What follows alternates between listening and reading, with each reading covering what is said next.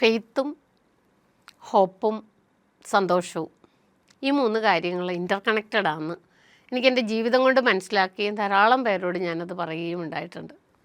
ഉദാഹരണത്തിന് ഞാനൊരു നല്ല ക്രിസ്തീയ കുടുംബത്തിൽ പ്രാർത്ഥനയുള്ളൊരു കുടുംബത്തിൽ വളർന്ന ആളാണ്. പ്രത്യേകിച്ച് എൻ്റെ വല്യമ്മ എന്ന് പറയുന്ന ആൾ വിദ്യാഭ്യാസം ഒട്ടുമില്ല, സ്കൂളിലേ പോയിട്ടില്ല.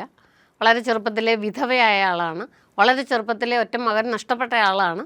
എൻ്റെ അമ്മയും അപ്പോൾ വിധവയായല്ലോ, അവരുടെ മകൻ നഷ്ടപ്പെട്ടപ്പോൾ എൻ്റെ 2 വിധവകളാണ് എന്നെ വളർത്തിയത്. പക്ഷേ ഇവർക്ക് എന്ത് പ്രശ്നം വരുമ്പോൾ ഇവർ പ്രാർത്ഥിക്കും. ഇവരാശ്രയിച്ചിരുന്നത് ദൈവത്തിലാണ്. അപ്പോൾ ഈ പറയുന്ന നിരാശയൊന്നും അവരെ ബാധിച്ചില്ല. 1 വയസ്സുള്ള മകനുള്ള എൻ്റെ അമ്മയ്ക്ക് എൻ്റെ ഭർത്താവ് നഷ്ടപ്പെട്ടപ്പോൾ ജോലിക്ക് ഒന്നുമില്ല, ഹൗസ് വൈഫാണ്. എന്നിട്ട് ഒരു നിരാശയില്ല. അപ്പോൾ എനിക്കത് മനസ്സിലായി. പിന്നീട് വളർന്നപ്പം വലുതായപ്പം പ്രായപൂർത്തിയായപ്പോൾ എനിക്ക് മനസ്സിലായത് ഇവർ ദൈവത്തിലാണ് ആശ്രയിച്ചിരുന്നത്. ഇത് മാറും എന്ന് വിചാരിച്ചവർ വർക്ക് ചെയ്തു. അപ്പോൾ ഇത്തരത്തിൽ ഇങ്ങനെ വളർന്നു. ഞാനും വിവാഹിതയായി, എനിക്ക് മക്കളായി, ജോലിയായി. അപ്പോൾ ആ സമയത്ത് എനിക്കൊരു സെറിബ്രൽ ഹാമറേജ് വന്നു.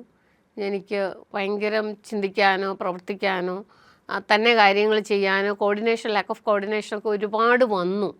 ബെഡ് റിഡണായി, കട്ടിലിൽ കിടന്നു. അപ്പോഴൊക്കെ എനിക്ക് വലിയ പ്രതീക്ഷയാണ്, വലിയ ഹോപ്പാണ്. ഇത് മാറും, എനിക്ക് എഴുന്നേറ്റ് നടക്കാൻ പറ്റും, എനിക്ക് നോർമലായിട്ട് ജീവിക്കാൻ പറ്റും. ഇതെനിക്ക് കിട്ടിയത് എൻ്റെ വിശ്വാസത്തിൽ നിന്നാണ്, പ്രാർത്ഥനയിൽ നിന്നാണ്. പ്രാർത്ഥന ഈ ഹോപ്പുമായിട്ട്, ആ ഹോപ്പുള്ളത് കൊണ്ടാണ് എനിക്ക് എഴുന്നേറ്റ് നടക്കാൻ പറ്റിയത്, എനിക്കിന്ന് ഇവിടെ ഇരുന്ന് സംസാരിക്കാൻ പറ്റുന്നത്, എനിക്ക് രാഷ്ട്രീയത്തിൽ ഇടപെടാൻ പറ്റിയത്, എനിക്ക് സാമൂഹ്യ ജീവിതത്തിൽ സാമൂഹ്യ സേവനം ചെയ്യാൻ പറ്റുന്നത്, എനിക്ക് എൻ്റെ കുടുംബത്തിലെ കാര്യങ്ങൾ ഉത്തരവാദിത്തത്തോടെ ചെയ്യാൻ പറ്റുന്നത്. അപ്പം രോഗം വരുന്ന ധാരാളം പേര് ഡോക്ടേഴ്സ് എന്നോട് പറഞ്ഞു ഇനി ഒന്നും ചെയ്യാൻ പാടില്ല, ടെൻഷനുള്ള ഒരു കാര്യവും ചെയ്യാൻ പാടില്ല, നമ്മൾ അടങ്ങിയിരിക്കണമെന്നാണ്. പക്ഷേ നമ്മൾ കുറേശ്ശെ പക്ഷെ നമ്മുടെ ഉള്ളിൻ്റെ ഉള്ളിൽ നമുക്കിതുണ്ട്, ഈശ്വരൻ നമ്മളെ സുഖപ്പെടുത്തുമെന്നും നമുക്കിത് ചെയ്യാൻ പറ്റുമെന്നും. അപ്പോൾ നമ്മുടെ ശരീരം ശ്രമിക്കാൻ തുടങ്ങി. ഇത് the magic of thinking big എന്ന ബുക്കിൽ ഡോക്ടർ ഡേവിഡ് കോട്ട്സൺ പ്രത്യേകമായിട്ട് കുറിച്ചിട്ടിട്ടുണ്ട്. ഒരാളുടെ ഇൻ്റലിജൻസ് അല്ല, പക്ഷേ അവരുടെ ബിഗ് തിങ്കിങ് ആണ് അവരെ ഓരോ കാര്യത്തിന് പ്രാപ്തരാക്കുന്നത്, അല്ല അവർക്ക് സക്സസ് ഉണ്ടാക്കുന്നത്. അവർക്കത് ഹോപ്പ് ഉണ്ടാകും, ഡിസയർ ഉണ്ടാകുന്ന ഒരാൾക്ക് ആ ഡിസയറിലേക്ക് എത്താൻ വേണ്ടി അവർ ടൂൾസ് കണ്ടുപിടിക്കും, വഴി കണ്ടുപിടിക്കും.